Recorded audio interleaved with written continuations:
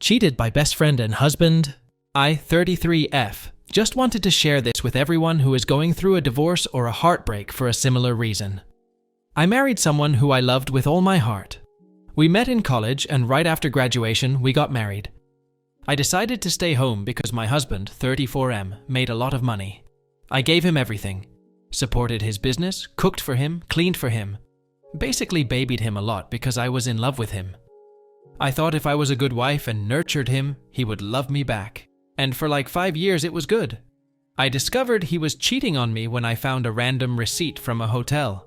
I investigated a little and found out he was in fact cheating on me. And his AP was my best friend Kylie, 31F. I was betrayed by 2 of my closest people. Kylie gave me a vague excuse that she didn't want to hurt me, but she just fell in love with him. His excuse was, "You do not make me feel special anymore. You have just got boring and let yourself go." I agree, I was a little chubby back then because of my medicines. Also, I was always tired to work out. I tried the path of reconciliation, but failed. He left me for Kylie. This whole incident made me realize who are my real friends and who are fake ones. There were people who are neutral, but only 2 of them, Josh and Marie, were on my side and cut off Kylie. I was really devastated. I felt like, without him, I was a no one. I lost my husband, my best friend, my house, my life. I stayed with Marie for a while. She offered me a small job in her catering business. I love food. When I was married, I would make different variety of food for my ex-husband. Cooking was just very therapeutic to me. During that time, Marie's mom gave me some useful advice. That is, an average human lives for 75 years. You are already 27. Are you that stupid that you want to waste the rest of your life being sad over a man who never loved you? That thing really stuck with me. I have trust issues because of my husband's infidelity. I had trouble dating, so I skipped it for a while. I focused on working on myself. I socialized with a lot of people while I was catering and made a lot of connections. I always wanted to start a business of my own. And since I loved creating food, a customer I was catering for actually gave me an idea to start a baking business. My friends also helped me a lot. I built a pretty small yet successful baking business within a couple of years. I started to feel more of myself now that I am free. I didn't realize I had so much free time in my hands because I wasn't busy taking care of a large human. My house was clean. No one is putting dirty laundry on the floor. No one is telling me to make something else because they are not in mood for a certain dish. Nobody puts dirty dishes on the sink. I started to embrace this solidarity. I know those things I mentioned are not something that is big, but it was a huge relief. Moreover, no one questions me whenever I go out. I don't have to answer anyone before going out. I can spontaneously go on a long drive, and I don't have to ask for permission. I learned a new language within my free time. I focused more on family and friends who genuinely love me. And getting dumped has made me see the red flags I missed in my marriages. I used that as a lesson to steer clear of any trash men in my life. I dated few men, but they didn't seem nice to me. But it didn't bother me a lot. I am happy being single and carefree. I see my divorce as a blessing to me rather than a curse. I do feel alone sometimes, but recently, I got a call from Kylie saying that she regrets marrying my ex because he never appreciates her and always puts the burden of everything on her. They have 2 kids now, but my ex doesn't help her with any chores. She is always tired and exhausted after taking care of 2 kids and an adult. It just made me realize that it would have been me if my husband didn't cheat on me with Kylie. I simply told her, "Well, you said you loved him, so he is your problem now. What's the point of coming to me?" That B-teach has the audacity to say she wanted a friend. I blocked her number. I don't want to be in their lives. Sometimes I feel like I missed my prime because I am now 33. It feels too old to start over, but I still have hope for love one day. I am currently dating a guy who is also divorced like me because his wife cheated on him. So we will see how that goes.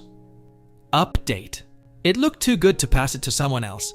Call me a greedy businesswoman all you want. But like you said, ask for advance payment. I did ask for it. They paid in advance. I always ask for advance full payment.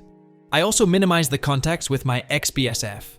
So far the interaction between us has been through email, and also I have an assistant who is a family friend.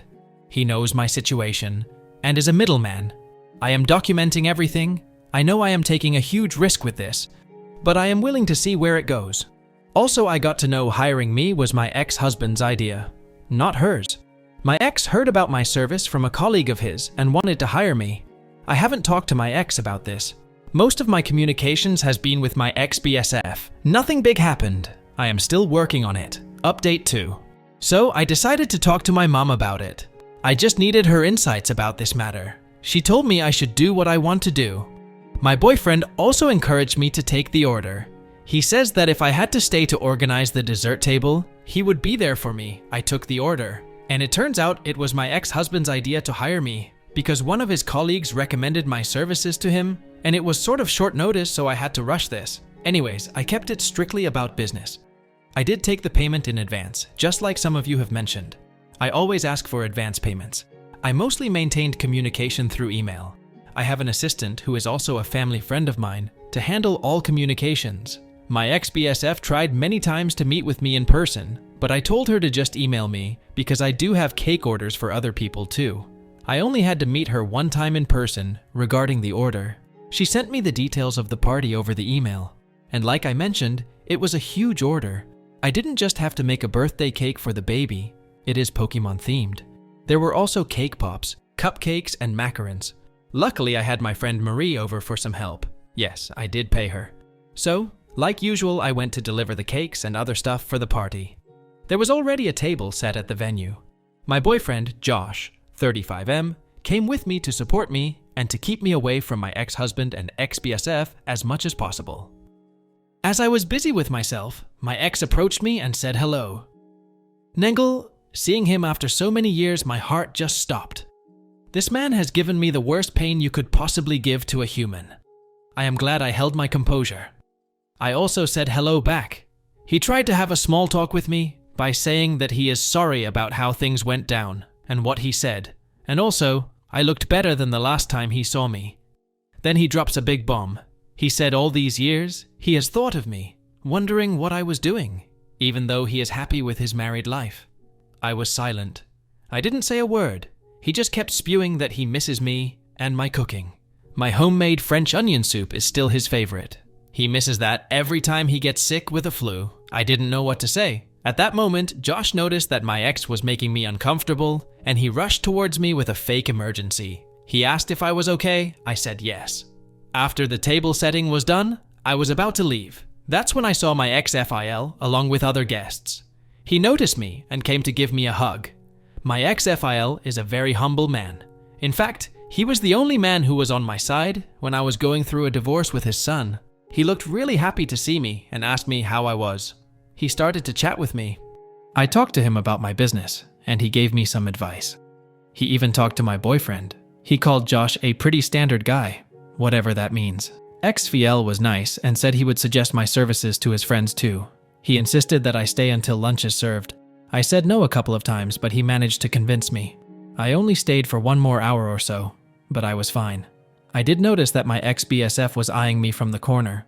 I was fine because Josh was beside me the whole time. I chatted with some guests. They appreciated my service. I didn't have any more conversations with my ex. I didn't even stay for the cake cutting. I left the first chance I got, but my assistant stayed to make sure everything was fine and for the cleanup. It was overwhelming for me. I saw some of my old friends and my in-laws. My MIL avoided me, and some of my old friends just said hello. Later that day, I got a message from my ex-BSF on my work email that she liked my service and that her guests really liked my cakes and desserts. She also said, sorry, that's not where it ends. Got to know from my friend Marie, who is still in contact with some of my old friend group, that my ex-BSF is not happy with her marriage. When my ex and her are in public, they would often fight a lot. They also fight on the day of their kid's birthday. TBH, I just told her to not bring me the gossip about her. But the silver lining is I got a huge fat check LOL. I can finally buy a new sugar printer, or maybe a good quality oven. Also, I just want to appreciate my boyfriend Josh. He has been incredibly supportive of me. He has protected me from my ex and ex-BSF like a knight. I think he deserves his own cake from me. And I know a lot of you told me not to take it. But I guess I am just a greedy Mr. Krabs who cares more about the money rather than being classy, hehe. But this is the last time I will be taking any orders from them. I know they have a 3-year-old daughter whose birthday will be in 2 months. I think they might try to hire me again. I will not take it if that happens.